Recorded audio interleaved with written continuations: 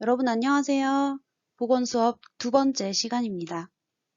두 번째 시간이라고 첫 번째 시간보다는 좀 덜 어색하네요. 여러분도 그러신가요? 여러분도 온라인상으로 듣는 선생님 목소리지만 조금 더 편해지셨죠? 선생님 저번 주에 강의를 하고 나서 출석률도 확인을 했고 또 여러분이 제출했던 과제를 하나하나 다 열어서 확인을 했어요. 근데 생각보다 너무 성실하게 써내준 친구들이 많아서 선생님이 기분이 굉장히 좋았습니다. 그래서 일일이 선생님이 댓글도 달았고요. 그리고 건의사항 들어온 거 참고를 해서 오늘 이 시간 수업도 준비를 했으니까요. 오늘도 집중을 해서 잘 들어주시면 고맙겠습니다. 오늘은요, 감염병 예방교육 두 번째 시간입니다.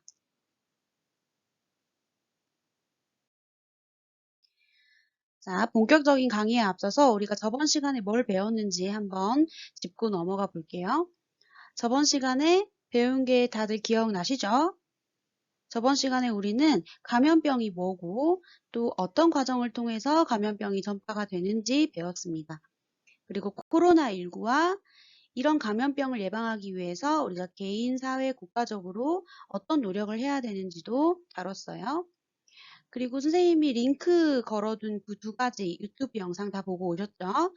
그 영상을 통해서 우리가 동물과 사람 간에 전파가 되는 감염병인 인수공통 감염병에 대해서도 여러분이 직접 찾아보고 또 느낀 점을 작성하는 시간을 가졌습니다. 자, 이거는요, 선생님이 여러분에게 저번 주에 내줬던 과제예요.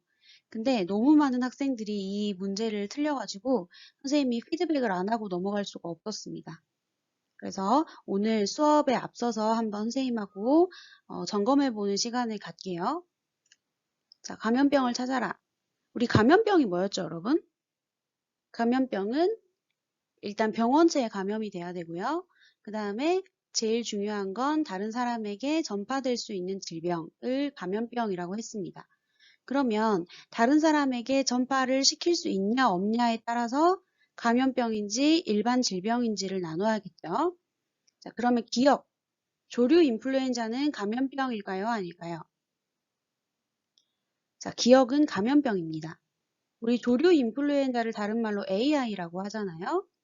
그래서 이것도 어떻게 보면 조류와 사람 간의 전파를 시킬 수 있는 인수공통 감염병 중에 하나죠.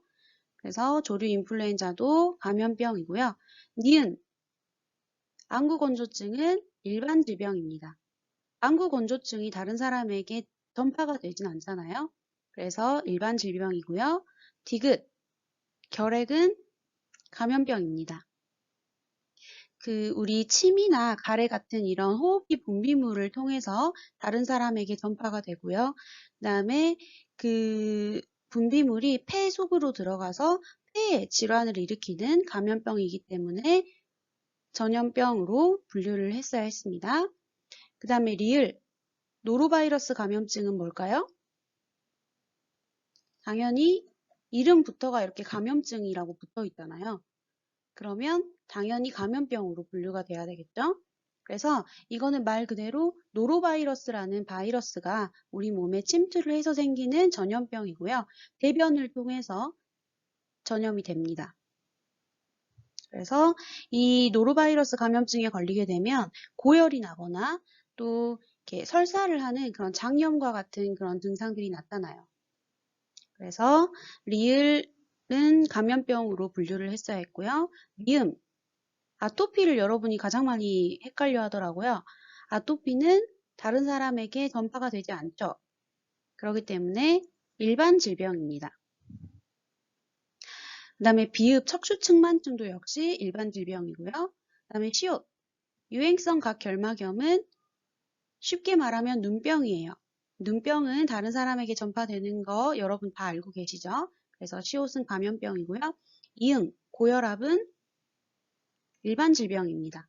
고혈압은요, 가족력은 있어요. 그러니까 엄마 아빠가 고혈압이면 자식들이 고혈압일 확률은 높지만 이 고혈압 자체가 다른 사람에게 전염되지는 않기 때문에 일반 질병입니다. 그 다음에 지읒, 인플루엔자는 다른 말로 독감이에요. 그러면 독감은 당연히 감염병이고, 그다음에 치읓, 메르스도 당연히 감염병이겠죠? 그다음에 수두는 뭘까요, 여러분? 수두도 감염병입니다. 수두 바이러스라는 바이러스에 의해서 이제 발생을 하고요. 수두 바이러스에 감염이 되면 이렇게 피부에 오돌토돌 올라오는 그런 전염병이라고 분류를 할 수가 있습니다. 그 다음에 티읕, 충농증은 일반 질병이에요. 충농증은 뭐냐면 비염하고 조금 비슷한 그런 질병인데요. 코 안에 이렇게 염증이 차는 그런 증상을 보여요. 그래서 이거는 다른 사람에게 전파가 되지 않기 때문에 일반 질병으로 분류를 했어야 했습니다. 자, 그래서 니은, 미음, 비읍, 이응, 티읕만 일반 질병이고 다른 건 다 감염병으로 분류를 했어야 했는데 여러분이 이렇게 분류를 한 친구들이 얼마 없더라고요. 그래서 본인이 어떻게 분류를 했었는지 한번 찾아보세요. 그래서 복습을 좀 해봤으면 좋겠습니다. 자, 오늘 우리가 배울 내용은요. 여러 가지 감염병들이 있지만 그 중에 여러분 나이에 가장 많이 나타나는 감염병, 인플루엔자, 다른 말로 독감이고요. 그 다음에 유행성 각결막염, 아까 말했듯이 눈병입니다. 그래서 이 두 가지에 대해서 배울 거고요. 그 다음에 우리가 그런 감염병을 예방하기 위해서 개인적으로 지켜야 되는 위생 수칙, 크게 기침 예절과 손 씻기가 있죠. 그래서 이거에 대해서 배우도록 하겠습니다. 첫 번째 알려줄 것은 독감이라고 하는 인플루엔자입니다. 자, 여러분, 이런 친구들이 있어요. 선생님, 저는 독감 예방 접종을 했는데 왜 도대체 감기에 걸리나요? 여러분, 감기가 독하면 독감인가요? nope, 아닙니다. 독감과 감기는 확연히 다른 질병이에요. 그래서 그 차이점에 대해서 알려주도록 하겠습니다. 자, 이 표를 보시면 독감 예방접종으로 왜 감기가 예방이 되지 않는지 여러분이 그 궁금증을 해결할 수 있을 겁니다. 자, 이렇게 보시면 감기는 일단 이 200종이 넘는 감기 바이러스에 의해서 나타나는 질병이에요. 그래서 바이러스 자체 이름이 감기 바이러스고요. 그에 비해서 독감은 오직 인플루엔자 바이러스에 의해서만 발생을 하게 됩니다. 그래서 이 바이러스 자체가 이름이 다르죠. 감기 바이러스고 인플루엔자 바이러스. 그래서 독감 예방 접종은 이 인플루엔자 바이러스는 없애줄 수 있지만 감기 바이러스는 없애주지 못해요. 그렇기 때문에 독감 예방 접종으로는 감기가 예방이 되지 않는다는 거 이제 아시겠죠? 자, 증상도 다르게 됩니다. 감기는요, 콧물, 재채기, 코막힘 이런 가벼운 증상으로 나타나요. 그래서 코에 이렇게 집중된 그런 증상들이 많이 나타나고요. 2, 3일 정도 지나면 인후통, 목이 조금 아프게 됩니다. 그리고 목에 자꾸 뭐가 낀 것처럼 인후에 이물감이 나타나죠. 그 다음에 기침으로 진행이 될 수도 있고요. 그 다음에 열이 나긴 나지만 감기는 심하게 열이 나진 않고 한 37.5도 이하의 미열이 나타나게 됩니다. 그에 비해서 독감은요, 훨씬 더 심각한 증상들이 나타나요. 열이 나지만 미열이 아니라 38도 이상의 고열이 나타나서 이게 펄펄 끓고요. 그 다음에 오한, 몸이 으슬으슬 춥습니다. 그리고 뭐 근육통, 두통, 피로감, 몸살 같은 이런 복합적인 증상들이 나타나죠. 그리고 기침이 심할 경우에는 가슴이 아픈 흉통이 나타날 수 있습니다. 그리고 감기는요, 합병증 없이 일주일 이내에 자연적으로 본인이 그냥 낫게 돼요. 그렇지만 독감은요, 심각한 합병증을 일으킬 수가 있습니다. 뭐 건강한 성인 같은 경우에는 합병증이 잘 나타나진 않지만 나이가 어린 아이들이나 뭐 노인분들한테는 폐렴이나 뭐 뇌수막염 이런 합병증이 나타날 수 있어요. 그리고 그 합병증을 제대로 치료하지 않으면 사망에 이르기까지 합니다. 그리고 독감은 자연 치유가 되진 않고요. 7일에서 10일 이상 굉장히 긴 시간 동안 지속이 되죠. 그 다음에 감기는 치료제가 없습니다. 그러면 선생님, 제가 감기에 걸렸을 때 병원에서 주는 약은 도대체 뭐죠? 라고 물어볼 수 있겠죠. 근데 그 약은요, 이 감기를 일으키는 감기 바이러스 자체를 없애주는 약은 아니고요. 증상만 조금 완화시켜주는 약입니다. 뭐 예를 들면 열이 나면 열을 조금 내려주는 약, 코가 막히면 코 막힘을 조금 완화시켜 줄 수 있는 약이지 바이러스 자체를 없애주는 그런 원천적인 치료제는 감기는 없고요. 그에 비해서 독감은 타미플루, 즉 항바이러스제가 있습니다. 우리 독감 걸려본 친구들은 아실 수도 있지만 이 독감에 걸리게 되면 병원에서 타미플루라는 약을 5일분 줘요. 그게 이제 바로 독감 인플루엔자 바이러스를 없애주는 항바이러스제 약입니다. 그다음에 감기는 치료제가 없는 것처럼 예방법도 없어요. 근데 독감은 우리 백신이 있죠? 그래서 우리 예방접종으로 미리 독감을 예방을 하잖아요. 그래서 이렇게 백신이 있다는 거. 이런 점이 감기와 독감이 다른 점입니다. 아시겠죠? 자, 근데 또 이런 친구들이 있어요. 선생님, 저는 독감 예방 접종을 했는데 이번에 감기가 아니라 저는 독감에 또 걸렸어요. 저는 뭐죠? 이런 친구들이 있습니다. 근데 그 친구들은요, 독감 예방 접종을 자기가 잘못 맞은 게 아니라 이런 경우에요. 우리가 예방 접종을 하더라도 바로 면역이 생기는 게 아니라요. 사람마다 다르지만 보통은 한 2, 3주 후, 길게는 2개월 정도까지 이 면역력이 생기는 기간이 좀 필요해요. 그래서 그 2, 3주 전에 혹시 자기가 이 독감 바이러스에 노출이 되면 충분히 독감 예방 접종을 했더라도 독감에 걸릴 수 있다는 점 아시겠죠?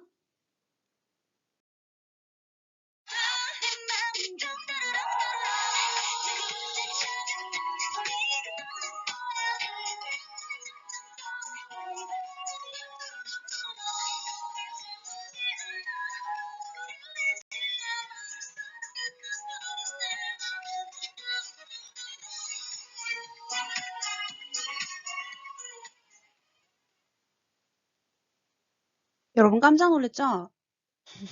여러분이 너무 지루해할 것 같아가지고 선생님이 최근 유행하는 노래를 틀어봤습니다.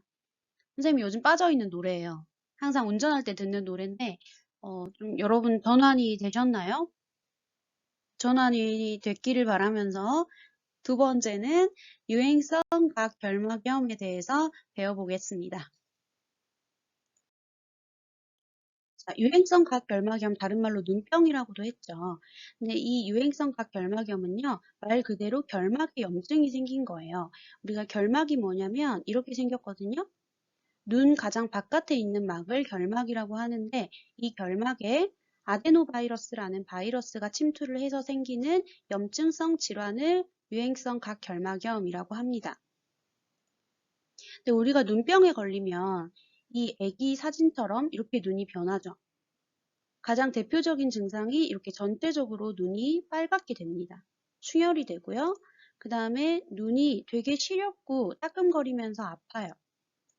그리고 눈에 모래가 들어간 것처럼 이물감이 느껴집니다.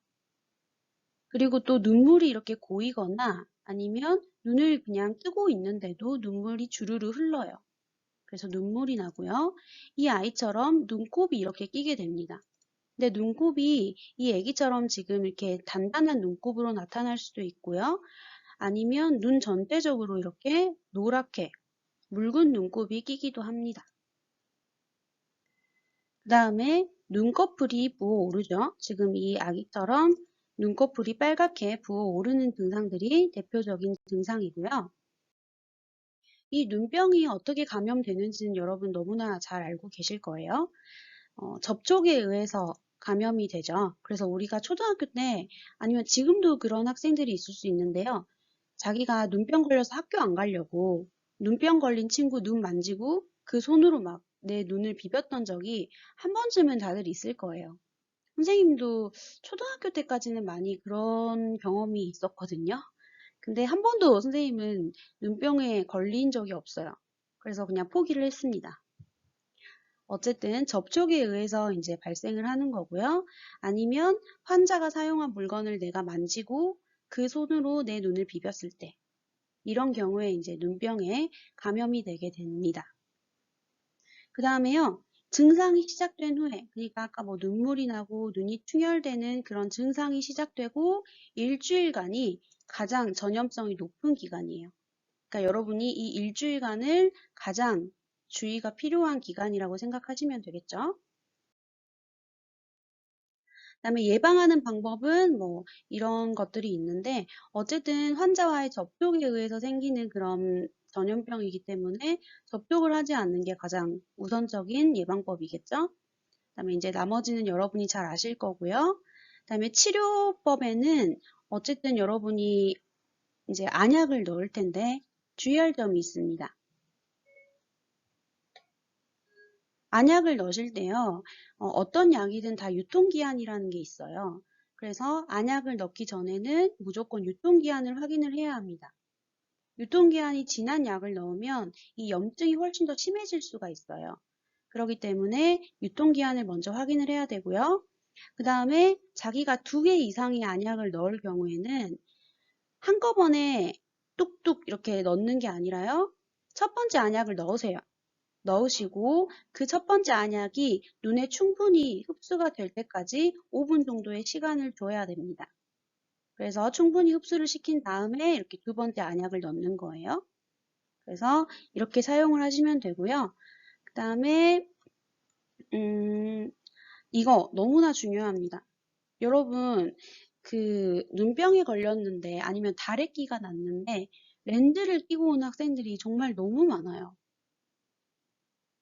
근데 이 렌즈를 끼면요, 여러분 상처를 계속 손톱으로 긁는 거랑 다름없어요.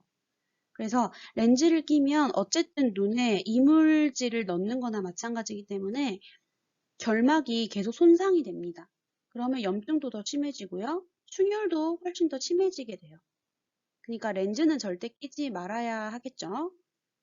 그 다음에 안대. 이게 눈이 붓는 거를 좀 보기 싫다고 애들이 안대를 달라고 보건실에 오는데요. 선생님 안대 절대 주지 않습니다. 보건실에 안대 자체가 없어요. 근데 그 이유가 뭐냐면요. 안대를 끼면 우리 통풍이 안 돼가지고 눈 온도가 높아집니다. 눈 온도가 높아지면 그만큼 세균이나 박테리아 증식이 훨씬 더 많아져요.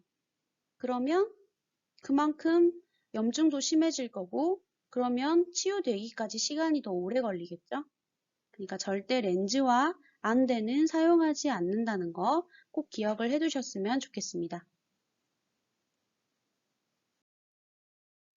자, 마지막으로요. 개인위생 수칙 중에 손 씻기를 배울 거예요. 근데 여러분, 선생님이 질문 하나 할게요.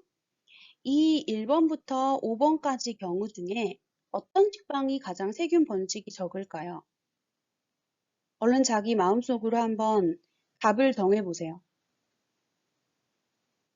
1번부터 5번까지. 다 정하셨나요? 정하셨으면 정답을 공개하겠습니다. 자, 정답은요, 4번. 이 4번 식빵에서, 그러니까 비누로 손을 씻고 만진 빵에서 세균 번식이 가장 적었다고 해요. 선생님은 사실 2번이라고 생각을 했거든요. 4번은 어쨌든 비누로 손을 씻었지만 빵을 만졌잖아요. 그래서 2번이 가장 깨끗할 거라고 생각을 했는데 정답은 4번이었습니다. 그래서 이 실험은요, 우리가 평소에 손 씻기를 자주 해야 되는 이유를 나타내주는 사진인 것 같아요. 그래서 손을 씻는 거는 정말 여러 번 강조를 해도 부족한 그런 개인 위생 수칙인데요. 손 씻기를 할 때는 일단 비누로 씻어야 됩니다. 그래야 올바른 손 씻기예요. 물로만 씻지 말고요. 비누를 사용해서 꼼꼼히 씻어야 되고 씻을 때는 고여 있는 물이 아니라 흐르는 물에 30초 이상 씻어야 됩니다. 그리고 손을 씻을 때는요, 그냥 손을 비벼서 씻는 게 아니라 이 6단계에 맞춰서 깨끗이 씻어내야지 손이 깨끗해져요. 이 손 씻기 방법은요, 조금 이따가 여러분 강의 다 듣고 선생님이 링크 걸어놓은 그 영상을 보시면 펭수가 아주 귀엽고 깜찍하고 친절하게 알려줄 겁니다. 꼭 그 영상을 보시길 바래요. 자, 그리고 개인위생 수칙 중에 손 씻기 말고 기침 예절 지키기가 있었죠. 근데 그 기침 예절 지키는 방법은 또 조금 이따가 펭수님께서 알려주실 겁니다. 그래서 선생님은 간단하게 마스크 착용에 대해서 설명을 해줄게요. 마스크는 여러분이 아시는 것처럼 뭐 여러 가지 종류가 있죠. 말 그대로 면으로 된 면 마스크가 있고요. 그다음에 일회용 마스크가 있고, 그다음에 우리가 그 황사 마스크라고도 불렸던 이 방역용 마스크, 다른 말로 보건용 마스크가 있습니다. 이거는 이제 KF가 붙어 있는 게 보건용 마스크예요. 이렇게 KF는 코리아 필터, 그러니까 한국 필터라는 말이고요. 뒤에 붙어 있는 숫자들이 이제 이거는 80% 미세 입자를 차단해 준다는 거고, 이건 94%, 99%. 그래서 숫자가 점점점 높아질수록 그만큼 차단율이 높은 좋은 마스크라고 할 수 있겠죠. 자, 근데요, 여러분이 이 일회용 마스크 착용하는 방법을 잘 모르시더라고요. 그래서 보건실에서 일회용 마스크를 받아가면서 선생님 어디가 앞이고 어디가 위로 가게 써야 돼요? 이렇게 물어보는 친구들이 있었어요. 그래서 잘 보시면요. 이렇게 끈이 이 부분을 잘 보셔야 됩니다. 이 부분. 끈이 이렇게 하얀 끈이 달려 있잖아요. 그러면 끈이 붙어 있는 쪽이 바깥쪽으로 오게 써야 됩니다. 그래서 이 부분이 겉면이에요. 잘 보시면 여러분이 끈이 붙어 있는 쪽이 있고요. 끈이 안 붙어 있는 쪽이 있어요. 그래서 그거를 첫 번째로 잘 보셔야 되고요. 그 다음에 두 번째는 그 코에 닿는 부분이요. 이렇게 철사가 있는 부분이 있고 밑에 쪽은 철사가 없어요. 그래서 철사가, 즉 와이어가 있는 부분이 코로 가도록 써야 됩니다. 그래서 나중에 마스크를 쓰고요. 이 철사 부분을 꾹 눌러서 써야지만 공기가 그 안으로 들어오지 않게 완벽하게 차단이 됩니다. 아시겠죠? 그래서 이렇게 쓰셔야 된다는 거 잘 기억을 해 두셨으면 좋겠습니다. 그 다음에 마스크를 쓸 때 주의사항은요. 이것도 이제 링크된 영상을 보시면 전문가분이 나와서 조금 더 자세하게 설명을 해 주실 거예요. 그러면 그 영상을 참고하시면 되는데 선생님이 강조하고 싶은 거는 마스크 착용하기 전에도 무조건 손을 잘 씻으라는 거. 그 다음에 이런 부모님들이 계세요. 마스크가 이제 아깝다고 빨아 쓰거나 또 그 빤 거를 헤어드라이기로 말리거나 그다음에 깨끗이 쓰려고 알코올로 소독하시는 분들이 있거든요. 근데 이렇게 해버리면 이 마스크 안에 붙어 있는 필터가 손상이 되게 됩니다. 근데 이 필터 자체가 우리가 이제 미세 입자를 걸러주는 그런 역할을 하는데 필터가 손상되면 그만큼 마스크 효능이 떨어지겠죠. 그러니까 사용을 할 때는요, 한 2, 3일 정도 쓰고 과감하게 버리세요. 버리시고 다른 이제 새 것을 써야지 세탁하거나 건조하거나 소독해서 쓰면 안 된다는 거. 자, 오늘 수업은 여기까지입니다. 여러분 오늘 수업이 조금 길었죠? 너무너무 고생 많으셨고요. 다음 시간에는 신체기관별 건강관리법에 대해서 배우도록 하겠습니다. 그리고 그 저번 시간 강의 들은 거 보니까 강의 듣고요. 그다음에 퀴즈까지 풀어야 되고, 그다음에 선생님이 링크 걸어놓은 영상 2개 보시고, 그다음에 과제까지 제출을 해야 출석 인정이 됩니다, 여러분. 그래서 오늘도 강의 듣고 퀴즈 풀고 링크 영상 2개 보시고 그다음에 과제물 제출까지 꼭 잊지 말고 해주시면 되겠습니다. 자, 다음 시간에 만나요.